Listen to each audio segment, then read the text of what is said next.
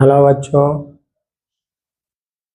कल मैं कूलॉम का नियम बता रहा था जिसमें दो आवेशों के बीच लगने वाला बल F = 1/4 पाई एप्सिलॉन 0 के Q1 Q2/r²। जरा इसमें एप्सिलॉन 0 के Q1 Q2 और r। एप्सिलॉन 0 निर्वात की वायुशीलता है जिसका मान 8.86 × 10⁻12 न्यूटन मीटर स्क्वायर प्रति कूलॉम स्क्वायर प्रति न्यूटन मीटर स्क्वायर होता है, जो कि हम लिखे थे कल। के माध्यम का परावैद्युतांक है, ये भी कल बताए थे। माध्यम का परावैद्युतांक के बराबर होता है माध्यम की वायुशीलता बटा निर्वात की वायुशीलता।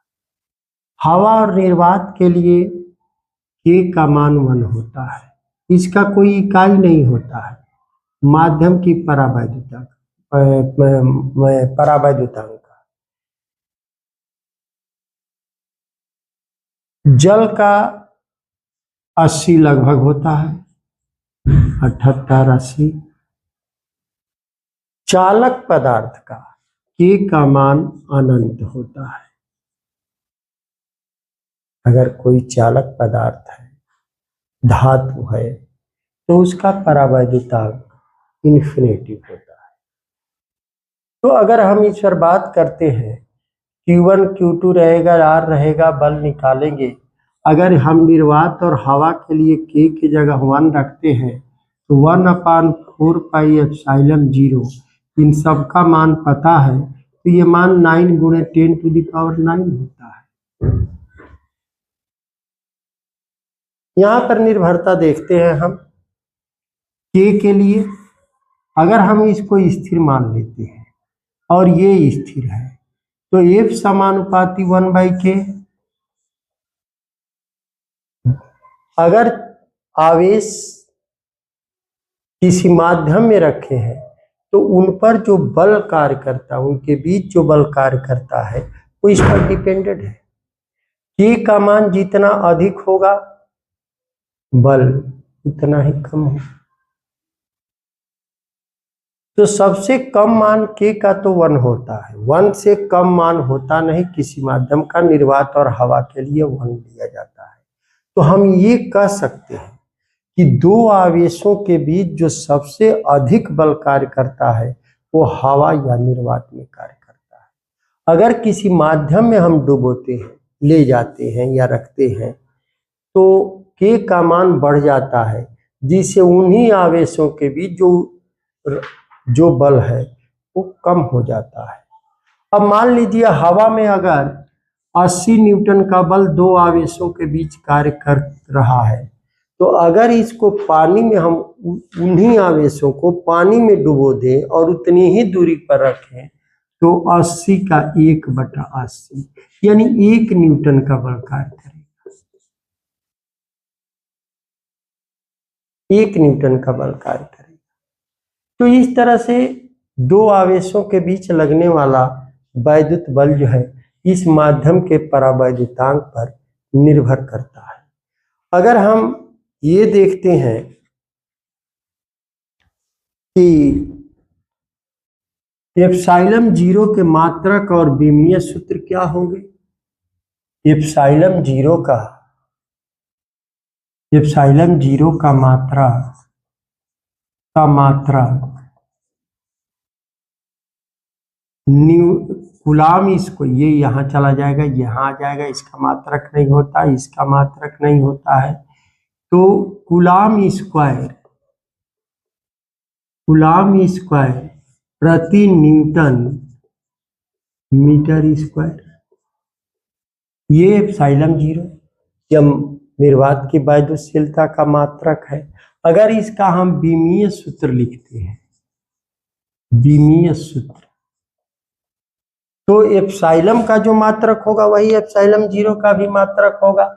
तो विमीय सूत्र हो जाता है, कूलॉम का AT होता है तो A² T² और न्यूटन का m/L(t)-2 होता है और मीटर का L²। तो अगर इसको हम लिखते हैं तो m-1 L-3 और T4 a² हुआ। एप्सिलॉन 0 का भी नहीं, यहां से हम लिख सकते हैं। अब इतना तो क्लियर हो गया कि अगर हम आवेश को हवा या निर्वात के अलावा किसी दूसरे माध्यम में अगर रखते हैं उन आवेश को उतना ही दूरी पर, तो उनके बीच लगने वाला आकर्षण या प्रतिकर्षण बल कम होगा। K का मान जितना ही जिस माध्यम के लिए अधिक होगा उसमें उन आवेशों के बीच लगने वाला बल उतना ही कम होगा। अब इस पर हम क्वेश्चन एक दे रहे हैं। ये आप सोच रहे हैं कि अगर दो आवेशों के बीच हमने बल पढ़ा है, दोनों आवेश के चार्ज कुछ भी हो लेकिन उनके बीच लगने वाला आकर्षण या प्रतिकर्षण बल दोनों पर सेम होंगे, इसलिए कि ये पारस्परिक बल है। लेकिन अगर दो से अधिक आवेशों का एक निकाय बनाया जाए तो किसी भी आवेश पर हम बल निकाल सकते हैं। और चूंकि बल एक सदिश राशि है तो उसके सदिश के परिणामी निकालना होगा। तो जैसे क्वेश्चन है, क्वेश्चन दे रहे हैं,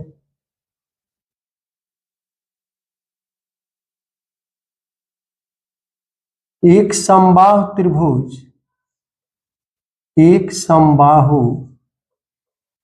त्रिभुज की भुजा 2 सेंटीमीटर है, भुजा 2 सेंटीमीटर है। इसके कोने पर plus 10 coulomb plus 20 coulomb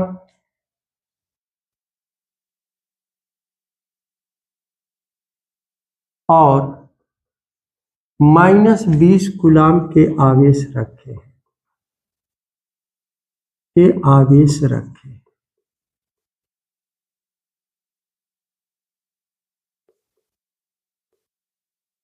plus 10 coulomb आवेश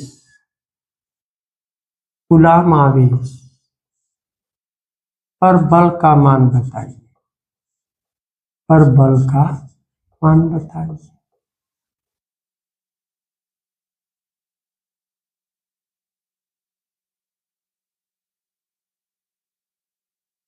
तो एक समबाहु त्रिभुज बनाते हैं, समबाहु त्रिभुज बना लेते हैं। खाली इसका प्लस 10 कूलाम का आवेश हो गया, ये प्लस 20 कूलाम का आवेश कहीं रख सकते हैं, आवेश किसी कोने पर, और माइनस 20 कूलाम का आवेश प्लस 10 प्लस 20 और माइनस 20। भुजा 2 सेंटीमीटर है, समबाहु त्रिभुज है, 2 सेंटीमीटर। अब ये प्लस 10 कूलाम के आवेश पर बल निकालना है, तो ये भी इस पर बल लगाएगा और ये भी इस पर बल लगाएगा। बल एक सदिश राशि है, बल की दिशा उन दोनों आवेशों को मिलाने वाली रेखा के अनुदिश होता है, उसी के अनुदिश होता है। तो यहाँ पर प्लस है और ये भी प्लस है, दोनों सजातीय हैं, तो दोनों में प्रतिकर्षण बल लगेगा, तो इसके मिलाने वाली रेखा के अनुदिश ही इधर बल काम किया F1। ये भी इस पर बल लगाएगा, ये माइनस है और ये प्लस है, तो ये काम करेगा आकर्षण, ये F2, ये बल काम किया। अब F1 का मान हम पहले इन दोनों के बीच लगने वाला बल निकाल दें और इन दोनों के बीच लगने वाला बल F2 का मान निकाल दें। उसके बाद से F1 और F2 का परिणामी निकाल दें। तो बल सदिश राशि है तो इसका दो बलों का परिणामी बल निकालने के लिए बीच का कोण चाहिए। तो चूंकि त्रिभुज समबाहु है तो ये कोण 60 डिग्री है, ये 60 डिग्री है। तो ये बीच का कोण जो है पड़ जाएगा 120 डिग्री, F1 और F2 के बीच का बल। तो पहले हम F1 और F2 की गणना कर लेते हैं। F1 इक्वल टू हो जाएगा, हवा में रखे हैं, अगर नहीं दिया है कि वो चार्ज किस मीडियम में रखा है तो हम ये मान कर चलते हैं कि वो चार्ज जो है हवा में रखे हैं। तो F1 इक्वल टू हो जाएगा, F1 equal to 9 into 10 to the power 9 और Q1 और Q2 दोनों का गुणा। यहाँ पर हम माइनस प्लस का गुणा नहीं करेंगे, इसलिए कि हम ये पहले ही तय कर चुके हैं कि एक धन और एक ऋण है तो उनमें आकर्षण बल लगेगा। तो ये केवल क्वांटिटी लिख रहे हैं F1 का, तो डायरेक्शन तो बना हुआ है F2 का। F1 तो इन दोनों के बीच बल लगेगा, F1 लिख रहे हैं तो इन दोनों के बीच बल लगेगा। तो ये भी प्लस और ये भी प्लस प्रतिकर्षण है, तो केवल क्वांटिटी 9 गुणे 10 पर 9 और Q1 है मान लीजिए आप 10 और Q2 है 20 और बीच की दूरी 2 सेंटीमीटर है। तो चूंकि हम इनकेस में कर रहे हैं तो इस सेंटीमीटर को हम मीटर में चेंज कर देंगे, 2 गुणे 10 पर -2 का वर्ग r स्क्वायर होता है। अब यहाँ से F1 का जो वैल्यू निकल कर आ जाएगा, ये हो जाएगा, कटा देंगे, ये 2 का वर्ग 4 हो गया 9 इंटू, तो इन दोनों के बीच जो फोर्स है ये Q1 ये Q2 ये R, तो यहाँ से 9 इंटू 10 टू द पावर जो कि हवा के लिए जो 1/4πε0 का मान है और Q1 Q2 by R square, और ये हो जाएगा, ये -4 हो गया, ऊपर गया तो 9 13 और 2 का वर्ग 4, तो 4 5 20 हो गया और ये F1 इक्वल टू हो जाएगा, ये 5 9 5 45 450 गुणे 10 to the power 13 Newton. F2 हम निकाल लेंगे। अब F2 इन दोनों के बीच बल, हम इस पर बल निकाल रहे हैं, तो F2 इक्वल टू हो जाएगा 9 इंटू 10 टू द पावर 9 और Q1 हो गया आपका +10 और ये -2, तो माइनस और प्लस नहीं लिखा जाए, केवल परिमाण लिखा जा रहा है, डायरेक्शन इसका जो है बना हुआ है F2। तो ये हो जाएगा 10 इंटू 20, अब बीच की दूरी जो है इनका 2 सेंटीमीटर है, तो 2 गुणे 10 पर -2 का स्क्वायर, तो जो ये है वही है, ये भी आएगा आपका उतना ही 450 इंटू 10 टू द पावर 13। अब इन दोनों का परिणामी बल जो हो जाएगा, इसका परिणामी बल जो +10 कूलाम पर काम करेगा, F बराबर √F1 square plus F2 square plus 2F1 F2 cos theta. जैसे कि आप दो वेक्टरों का परिणामी पढ़े हैं, वेक्टर में R equal to √A square plus B square plus 2AB cos theta से। अब यहाँ पर F1 F2 और थीटा का मान, थीटा 60 डिग्री नहीं 120 डिग्री है, इसलिए कि F1 और F2 के बीच का कोण चाहिए। तो यहाँ से हम थीटा का मान रख कर निकाल लेंगे, तो ये आप यहाँ से कैलकुलेशन इसका कर सकते हैं।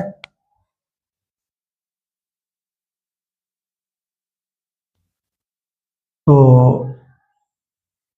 F इक्वल टू हो जाएगा √450 गुणे 10⁻13 का स्क्वायर प्लस 450 गुणे 10⁻13 का स्क्वायर और प्लस 2 गुणे 450 गुणे 10⁻13 और गुणे 450 गुणे 10⁻13 और काश 120 डिग्री।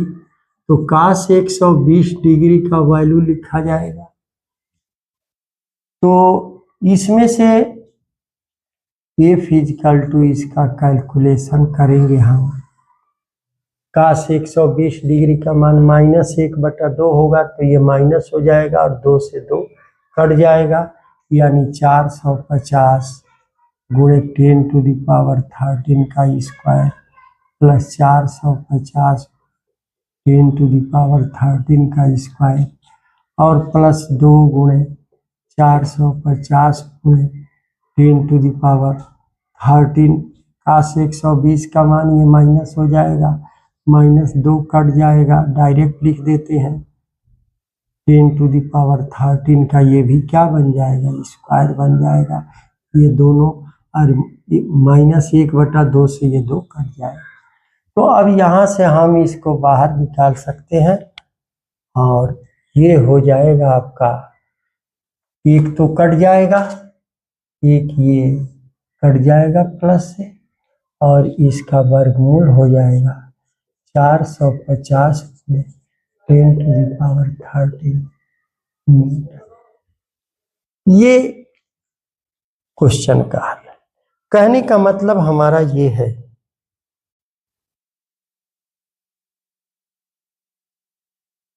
कहने का तात्पर्य है कि चाहे कोई भी सिस्टम हो, चाहे ये ट्रायंगल हो, चाहे रेक्टेंगल हो, जो भी हो, दो आवेशों के बीच लगने वाले बल लेकर के हम उसका परिणामी बल ज्ञात करते हैं। अगर इस पर चाहते तो इस पर भी बल हम निकाल देते, इस आवेश पर भी बल निकाल देते। किसी भी आवेश पर बल का मान किसी सिस्टम से निकाला जा सकता है। तो ये कूलाम के नियम से वैद्युत बल हुआ और इसमें हम आपने देखा कि जो माध्यम का परावैद्युतांक है, माध्यम की वैद्युशीलता है, इस पर भी वैद्युत बल डिपेंड करता है। अब थोड़ा सा एक केवल बात करते हैं। दूसरा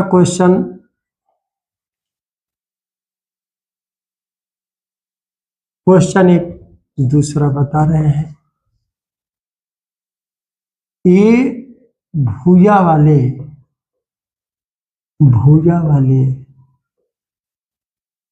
वर्ग के प्रत्येक कोने पर Q आवेश रखा गया है।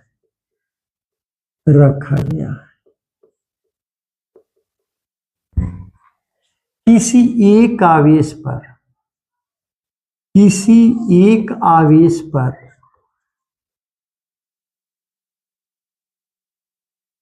प्रत्येक कोने पर Q आवेश है, Q आवेश यहाँ रखा गया है। भुजा ये है, ये भुजा है। तो हम अगर इस आवेश पर बल निकालना चाहते हैं तो दो का लेंगे। ये इस पर बल लगाएगा, ये इस पर बल लगाएगा, ये इस पर बल लगाएगा। दोनों पॉजिटिव है तो ये प्रतिकर्षण बल F1 लगाया। क्योंकि दूरी ये है, चार्ज की क्वांटिटी सेम है, तो बल मान लिए कि F लगाया। इनका भी वही चार्ज है, दूरी भी वही है, तो ये भी बल उतना ही क्वांटिटी में आएगा। F प्रतिकर्षण बल लगेगा, प्रतिकर्षित करेगा। ये है, ये लगाएगा इस पर। चार्ज तो सेम है लेकिन बीच की दूरी, ये वर्ग की भुजा A है तो विकर्ण भुजा √2 होता है, A √2 हो गया बीच की दूरी। तो जो इसके अनुदिश, इन दोनों को मिलाने वाली रेखा के अनुदिश बल अब ये अलग हो जाएगा, एफ डैश मान लेते हैं। अब ये 3 बल हो गए, 3 बल हो गए, तो 3 बल का परिणामी बल निकालना है। तो 3 बल का परिणामी बल निकालना हो, 2 से अधिक बल हो जाते हैं तो उनको घटक तोड़कर निकाल सकते हैं, कंपोनेंट तोड़ देते हैं। जैसे इस बल का घटक इधर और इधर कर लेते हैं, चाहे इन्हीं बल का घटक इसी के अनुदिश कर लेते हैं। ये 45 डिग्री है, ये भी 45 डिग्री है। तो अगर हम इस बल और इस बल का घटक तोड़ लेते हैं तो इसका जिसके साथ कोण होता है वो घटक, उस घटक में कास लेते हैं, तो ये एफ है, एफ कास 45 हो जाएगा। और इस घटक के लंबवत जो घटक जाएगा वो एफ साइन 45 हो जाता है, एफ साइन 45। अब इसका तोड़ लिए तो इस 45 की दिशा में घटक हो गया ये भी एफ कास, ये तो एफ डैश है, एफ कास 45 हो गया। और इस घटक के ये लंबवत जो दिशा में जाएगा ये एफ साइन 45 हो गया। घटक से आसानी से निकल जाता है। अब आप देख रहे हैं कि ये एफ कास 45 इस डायरेक्शन में है, ठीक उसी के विपरीत दिशा में एफ साइन 45 है। तो ये दोनों बल एक दूसरे को निरस्त कर देंगे। अब इस पर जो परिणामी बल लगेगा वो एफ कास 45 और प्लस एफ डैश और प्लस एफ साइन 45 डिग्री। तो अब इस पर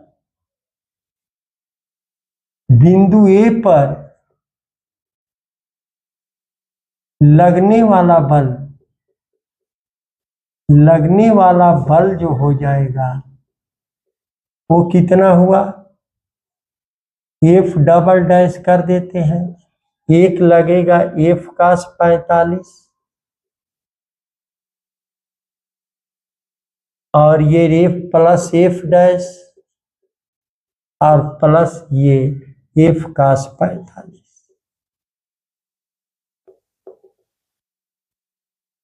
अब हम एफ का मान जरा लिख लेते हैं, इन दो आवेशों के बीच का बल, या F double dash equal to हो गया एफ गुणे 1/√2 प्लस एफ डैश का मान इन दोनों के बीच का बल, एफ डैश प्लस एफ गुणे 1/√2। तो एफ डबल डैश बराबर हो जाएगा f/√2 आप प्लस f/√2 ये आप प्लस एफ डैश। तो F double dash equal to हो जाएगा, ये दोनों जुट गया 2f/√2 √2f और प्लस एफ डैश। अब हम एफ और एफ डैश का मान लिख लेते हैं। एफ का मान यहाँ से दो आवेशों के बीच बल है, ये भी वही है, और इन दोनों के बीच एफ डैश है। तो एफ बराबर है 9 × 10⁹ क्यू गुणे क्यू, क्यू स्क्वायर, बीच की दूरी ए स्क्वायर, और एफ डैश बराबर हो जाएगा 9 × 10⁹ क्यू स्क्वायर बटा इसका वर्ग, इस भुजा का वर्ग 2a स्क्वायर। अब यहाँ पर ये एफ और एफ डैश का मान रख देते हैं, तो F double dash equal to हो जाता है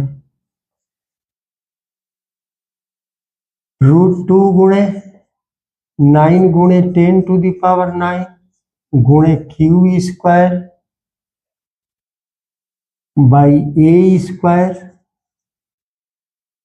और प्लस 9 × 10⁹ क्यू स्क्वायर और बटा 2a² जोड़ दिया जाएगा, कॉमन कर लेते हैं। 9 गुणे 10⁹ गुणे q² बाई a², ये बचेगा √2 और प्लस ये बचेगा 1/2। ये बल हो जाएगा जो ए पर कार्य करेगा।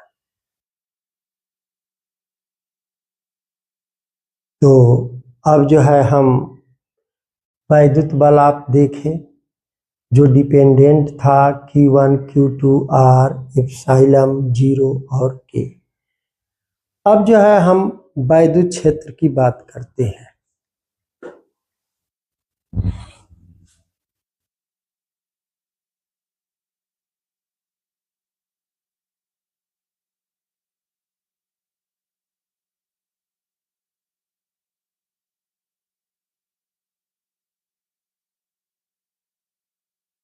वैद्युत क्षेत्र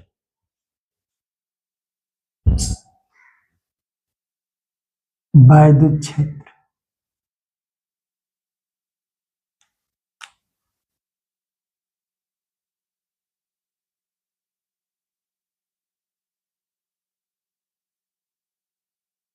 वैद्युत क्षेत्र इलेक्ट्रिक फील्ड। अब इसमें पूरी बात सुनिए। जिस तरह से गुरुत्वीय क्षेत्र होता है उसी तरह से वैद्युत क्षेत्र होता है, चुंबकीय क्षेत्र होता है।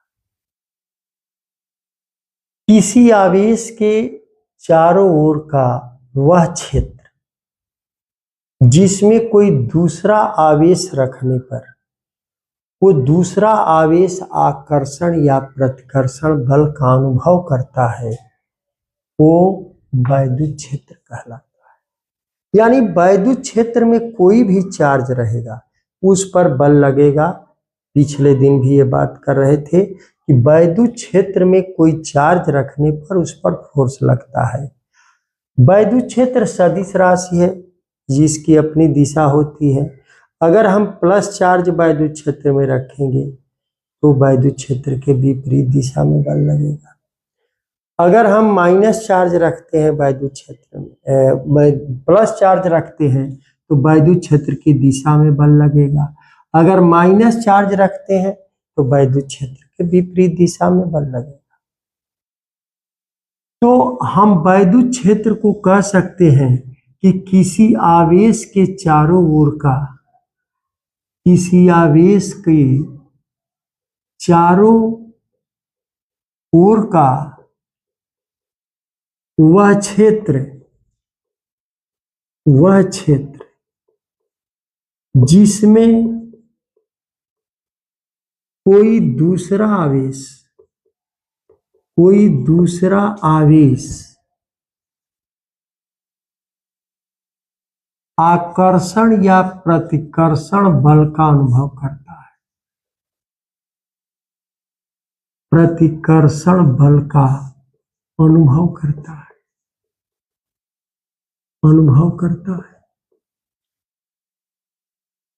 है। वैद्युत क्षेत्र कहलाता है। वैद्युत क्षेत्र कहलाता है।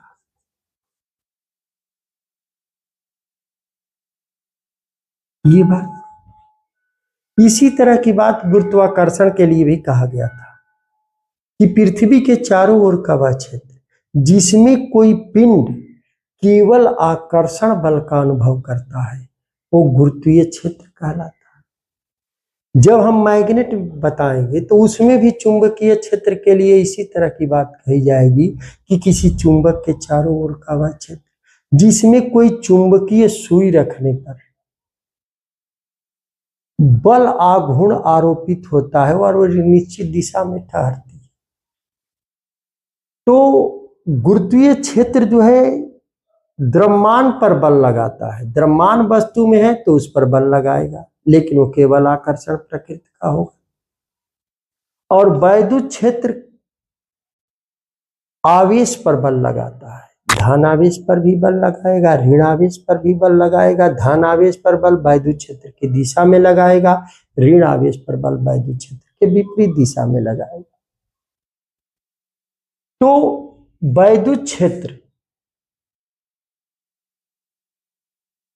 को हम रिप्रेजेंट करते हैं, कैसे दिखाते हैं? लाइन से दिखाते हैं, वक्र से दिखाते हैं। तो इसके लिए वैद्युत बल रेखा खींचते हैं। तो जरा वैद्युत बल रेखा को देखा जाए। वैद्युत बल रेखाएं, वैद्युत बल रेखाएं, वैद्युत बल रेखाएं क्या है? तो वैद्युत क्षेत्र में खींचा गया ये निष्कोण वक्र है, जिस पर एक स्वतंत्र धनावेश चलता है।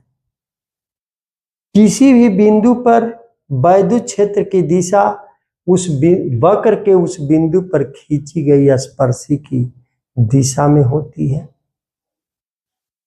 तो हम कह सकते हैं कि वैद्युत बल रेखा जैसे मान लीजिए एक निष्कोण वक्र है, निष्कोण वक्र है।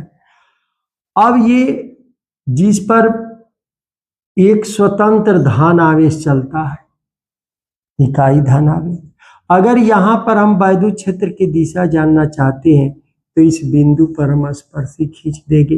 इस बिंदु पर वैद्युत क्षेत्र की दिशा ये होगी। इस बिंदु पर अगर हम खींचना वैद्युत क्षेत्र की दिशा जानना चाहते हैं तो इस बिंदु पर वक्र पर स्पर्शी खींच देंगे। तो वैद्युत बल रेखा वैद्युत क्षेत्र में खींचा गया एक निष्कोण वक्र होता है, जिस पर एक स्वतंत्र धन आवेश चलता है।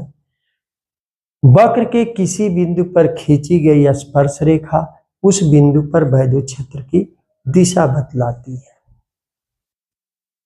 अब बात करते हैं वैद्युत बल रेखाओं के गुण को लेकर।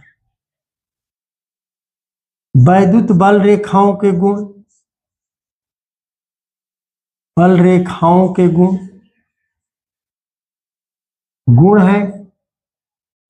पहला बात तो ये है कि वैद्युत बल रेखा धन आवेश से चलकर ऋण आवेश पर समाप्त हो जाता है। अगर मान लीजिए ये धन आवेश है और ये ऋण आवेश है, तो वैद्युत बल रेखा धन आवेश से चलकर ऋण आवेश पर समाप्त हो जाएगा। धन आवेश से चलकर ऋण आवेश पर समाप्त हो जाएगा। ये धन आवेश से चलकर ऋण आवेश पर समाप्त होगा।